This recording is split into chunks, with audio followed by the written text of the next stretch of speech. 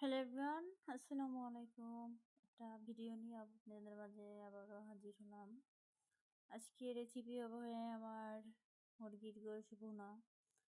আমি কিন্তু প্রথমেই মুরগির গোশতটা ভালো করে কেটে পরিষ্কার করে ধুয়ে তারপর একটু সামান্য হলুদ আর সামান্য লবণ দিয়ে এটা সিদ্ধ করে নিয়েছিলাম। ওগুলো আসলে স্কিপ হয়ে গেছে, আর এটা না হয়তো অনেক বড় হয়ে যায় ভিডিওটা, সেক্ষেত্রে মনে ওগুলো স্কিপ করে দিয়েছি।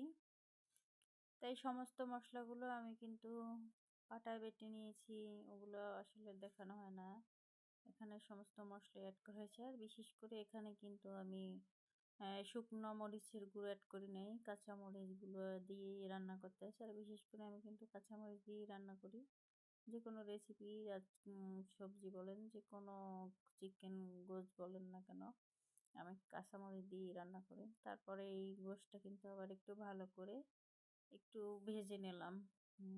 যেহেতু এটা লেয়ার মুরগি, তাই একটু হালকা ভেজে ভেজে নিলাম যাতে এই গোশতটা খেতে ভালো লাগে। আর আমি কিন্তু মশলাটা অনেক সময় নিয়ে কষাইছি, কারণ কষানোর পরে যে কোনো রান্নার কষানোর ভিতরে কিন্তু খেতে স্বাদটা একটু বাড়ে। সেক্ষেত্রে আমি ভালো করে চিকেনটা কষিয়ে নিলাম। এই যে আপনাদের সাথে কিন্তু কথা বলতে বলতে আমার চিকেনটা কষানো প্রায় শেষের পর্যায়ে। তারপর সামান্য একটু পানি অ্যাড করবো যাতে লেগে না যায়। আর যদি আমার ভিডিওটা ভালো লাগে অবশ্যই লাইক, কমেন্ট এবং সাবস্ক্রাইব করে দেবেন। আর যেহেতু যদি কোনো ভুলভ্রান্তি হয়ে থাকে অবশ্যই সেটা কমেন্টের মাধ্যমে জানিয়ে যাবেন। আমার কিন্তু আপনাদের কমেন্ট পড়তে ভালো লাগে, আর আপনাদের সাথে সবসময় অ্যাক্টিভ থাকতে কিন্তু আমার ভালো লাগে। আপনাদের সাথে কিন্তু কথা বলতে বলতে আমার চিকেন কষা কিন্তু হয়ে গেছে। আর বিশেষ করে চিকেন বলেন, মুরগি বলেন, যাই বলেন, এটা মুরগির গোশতটা কিন্তু ভালো করে ভোনার পর পরিমাপ মতো কিছুটা পানি অ্যাড করলাম যাতে এটা একটু ভালো করে সেদ্ধ হয়। এটা কিন্তু আগেই সেদ্ধ করে নিয়েছিলাম, তারপর একটু ভেজে নিয়েছিলাম।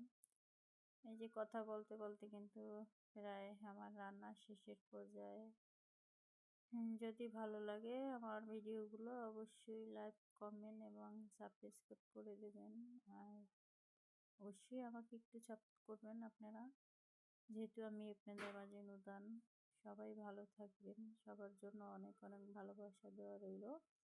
আর যেহেতু রমজান মাস শেষের পর্যায়ে অনেক ক্লান্ত সবাই, সবার জন্য অনেক অনেক দোয়া রইল। ইনশাআল্লাহ সবাই ভালো থাকবেন। প্রতিদিনের মতো আপনাদের মাঝে আবার ভিডিও নিয়ে আবার হাজির হব। আজকের মতো বিদায় নিলাম। আল্লাহ।